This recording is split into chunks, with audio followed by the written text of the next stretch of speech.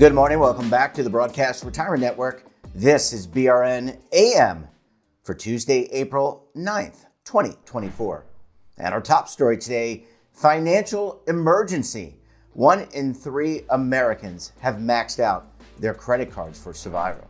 And joining me now to discuss this and a lot more, Howard Dvorkin is a CPA with Debt.com. Howard, so great to see you. Thanks so much for joining us on the program this morning. Thank you for having me. I appreciate the opportunity. Yeah, well, this is an amazing survey. It's amazing because it's great information, but it amazes me because U.S. credit card debt has reached a record high of $1.13 trillion. I want to get your reaction to that. It is surprising because before the pandemic, the credit card balances or credit card debt for the country was at about $1 trillion. Now, what happened was during the pandemic, people weren't using their credit cards. They weren't traveling. They weren't going out to eat. They also were getting a ton of money from the government. So that $1 trillion in credit card debt got paid down to about a 500 billion, half, a 50% drop. The challenge now is that that same credit card debt is now at 1.1 trillion, and it's likely to exceed $1.5 trillion in the next few years. So what that's telling us at Debt.com is that people are using their credit cards to make up for the deficits in their budget because things have gone up due to inflation. Gas has gone up, food prices have gone up, everything has gone up, and the people's wages have not increased that substantially to pay for it all. So they're using the credit cards as a form of supplemental income. Yeah, and they're being almost in a way they're forced into it because they probably don't have emergency savings. They have very little savings, and as you said, wages haven't gone up, haven't kept pace with the inflation they're experiencing. Howard, when you look at the demographics, and we were having a conversation in the virtual green room because there is no real green room. When you look at, I'm in a green room, but when you look at the the demographics, what does anything surprise you when you look at who has credit card debt? You would expect younger generations to have some credit card debt because they're newer into the workforce and not earning as much. But it actually starts to trend a little bit higher. Well, you are correct that the younger folks do have credit card debt, but they also don't have the earnings to justify significant credit balances or available credit allowances from the creditors. The older folks are tending to have higher debt, and certainly into retirement, they're retiring with debt. We never saw that 20 years ago. I mean, here and there we would see it, but most people that were in retirement or going towards retirement got into debt for a number of reasons. The most likely one was they were helping out their children, and that they pulled down some significant debt. Nowadays, the people are retiring with debt with no ambition or no hope of paying it off because as you retire, your income typically is reduced.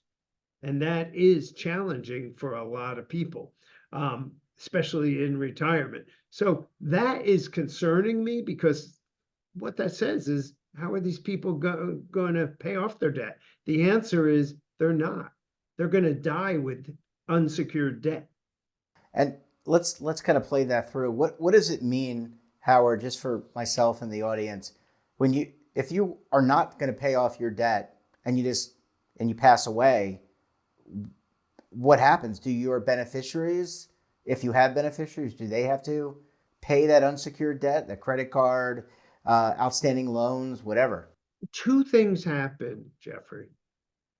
The estate is responsible for paying that debt off. So basically, it's not your beneficiaries, but whoever's managing the estate. If there's assets, they're responsible for paying that debt. If there are no assets or not enough assets, that debt dies with you, and there's nobody to collect from. And let's face it, people that are passing away and that are in retirement that have debt, there's a reason why they have debt, because they don't have assets, they don't have money to pay for that debt or pay for those expenses. So the credit card companies are not very aggressive at going after debt of deceased credit holders. So that is a challenge, certainly. But oh, I'm sorry. I was going to just follow up on that, and then I want to take a quick break and pick up the conversation. But just to follow up on that, Howard, does that mean the rest of us would, who are left with some level of credit card payments or credit card debt, we actually pick up the freight? Because a company is probably going to pass that along to the remaining people in some way, shape, or form, either higher fees, higher interest rate, right? I mean, when they're not just going to. Not necessarily, Jeff. We're in a capitalist society, and credit cards are capital in nature. And the reason why I'm saying that is, whether there's a bunch of people defaulting or not, those credit card companies, their sole purpose is to maximize profit. So they're going to charge you as much interest as you possibly can without you walking and moving your debt to another card lender. And they're going to hit you with every fee possible under the sun. So it's not like, the government. When somebody doesn't pay, other people will pick up. In lending, there's a certain amount of likelihood and in your projections that certain people will not pay, and that goes into their business model. It could be 5% of the people don't pay. It could be 30% of the people don't pay, depending on what subset of debtor you're going after. But that's all built into the rates. Yeah. So if one group falls off, doesn't matter. They're still going to maximize their interest rates. Yeah. Well, Howard, I need to take a very quick break. When we come back, we're going to talk more about managing your debt, how to pay it down. You're going to want to stay tuned right here on BRN AM.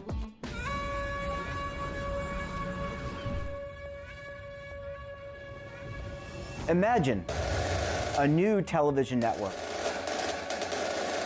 that will make you richer, healthier, and in control of your financial future.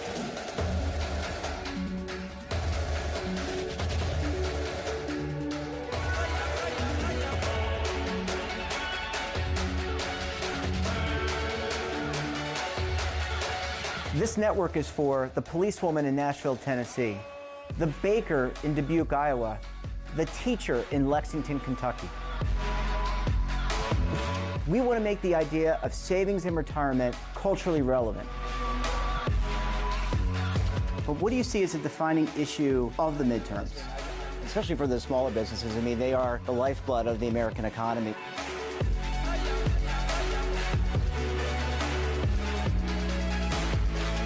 Featuring exclusive interviews, current affairs, and docuseries. 33 years old, you retired early. The philosophy is money only matters if it helps you live a life that you love. But you got to start thinking about retirement as soon as you get in. The Broadcast Retirement Network will drive very high engagement with premium partnerships. So this isn't retirement and savings for your parents or grandparents. This is for all Americans. And we're going to change the way you think about money.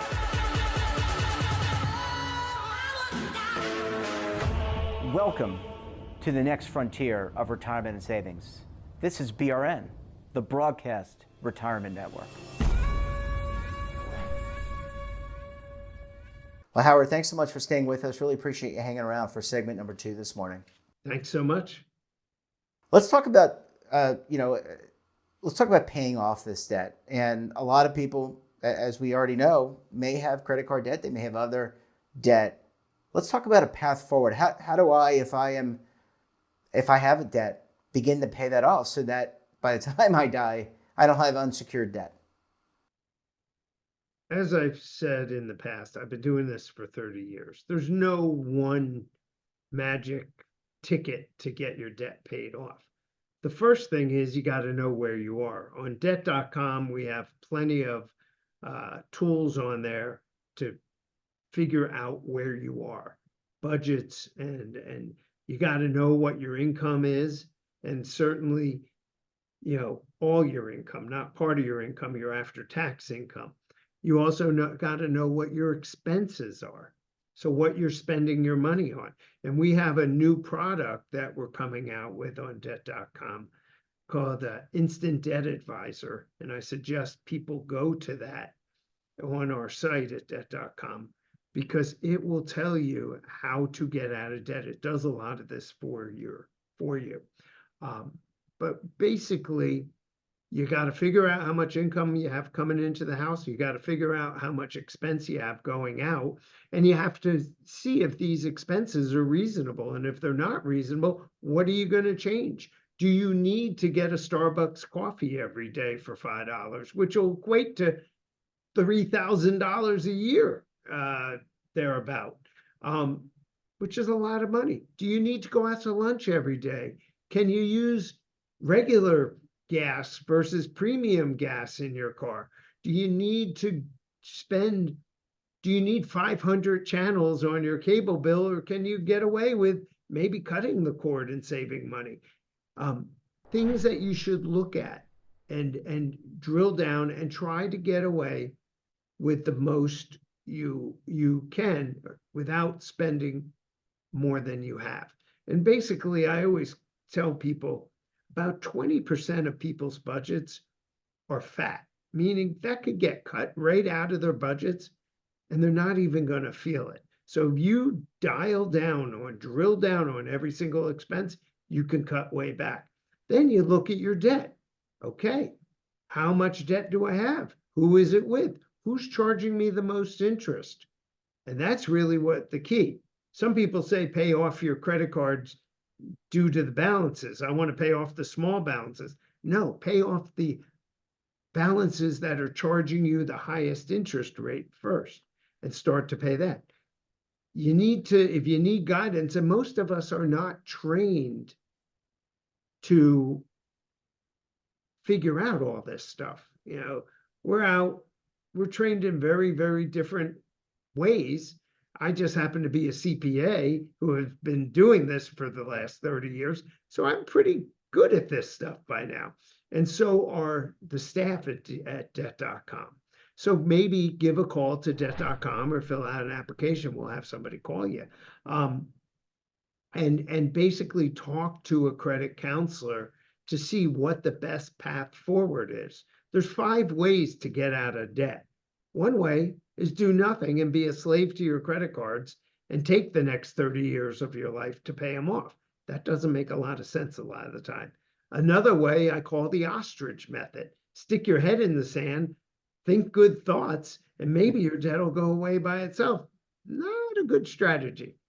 A third way is bankruptcy, which people go to automatically, but that's usually not one of the first methods of getting out of debt. That should be the last thing you do. And that's only for desperate people. You should go talk to a credit counselor. And we can, at debt.com, can hook you up with a debt credit counselor that's certified, that is approved by us. And they will go do a full budget on your behalf and figure out what is the best program for you to get out of debt. Maybe it's taking a loan. Maybe it's going into what's called a debt management program, where you pay 100% of your debt, but not at those crazy interest rates. Or maybe it's a debt settlement, where you pay 50 cents on the dollar, but you sacrifice your future credit as a result. So there's lots of ways to get out of debt. You just got to figure out the one, and that's the hard part, figuring out the one that works for you. Howard, I want to end the interview, and I probably should have asked you this question after our first question in segment 1. Do you think that when you look at the generations that there's a sense of urgency? So when I hear credit card debt, and I have credit, anytime I have something on my credit card, I want to pay it off almost immediately. Do people, when you look across the generations, have the same or disparate urgent sense of urgency when it comes to debt and more importantly, credit card debt with double interest rates? So it's an interesting question. When we were growing up, Jeff, and anybody in their 50s or older, um, when we heard debt was a bad thing. Bankruptcy was the worst thing you could possibly do. Yeah. Carrying debt and owing somebody. And the reason why it was so bad is because chances are you had grandparents or maybe parents that lived through the Depression, and they saw people's homes and businesses being taken away because they had debt. The reality is that debt is still bad. It's been accepted by the average person out there more readily than it was before. And a lot of people grew up in households, and I'm talking 50 and under, that grew up and debt was just the way they got by. They got by carrying debt. And this is what my parents did. And it's just a way of life. Well, I got news for you. The younger generation, debt is not a way of life. It's the greatest non-discriminator of all time. Doesn't matter if you're blue, purple, fat, skinny, it will eat you up, it'll tear you to pieces, and it won't let go. And the reality is very simple. You can't have debt. It destroys lives, whether it's your life or your children's lives. Debt is something you cannot be accepting of. You have to pay it off immediately. Younger folks embrace it because chances are their parents were in debt and are in debt still. And there's a whole big problem with teaching people in this country about debt, because we're looking at the schools and there's no formal education on debt available. So the schools are thinking that the parents are teaching the kids, and the parents are probably in worse shape and no less than the kids. Now we're seeing all this Instagram and Snapchat about, advertisements. I have debt, and this is how I got out. I made $1 million last year because of, this internet thing. It's fake. The key is don't use your credit cards. And if you have to use your credit cards, pay them off when the bill comes in. Yeah. Well, yeah, I mean, really well said. And for me, it always comes down to your freedom, individual, personal freedom. You want to have freedom. You don't want to be beholden to anybody. Howard, great to talk to you. Thanks so much for joining us. And we look forward to having you back on the program again very soon. Thanks so much. It was a great time. I enjoyed chatting with you. And that wraps up this episode of BRN AM. Have a topic of interest, someone you think we should talk to, then drop us a line. And don't forget, for all the latest curated news and lifestyle, wellness, finance, tech, so much more all in one place, check out today's edition of our daily newsletter, The Morning Pulse. Want to search our archives, check out our latest content, then visit our website. We're back again tomorrow with another edition of BRN AM. We'll have a very special guest and, of course, another important topic. Until then, I'm Jeff Snyder. Stay safe, keep on saving, and don't forget, roll with the changes.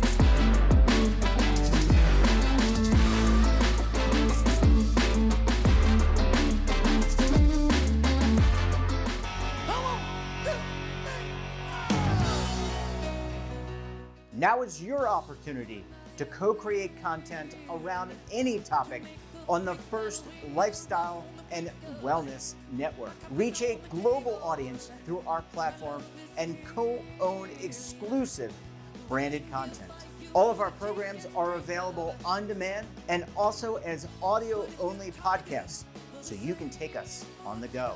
Broadcast Retirement Network, available anytime, anywhere, and on any device.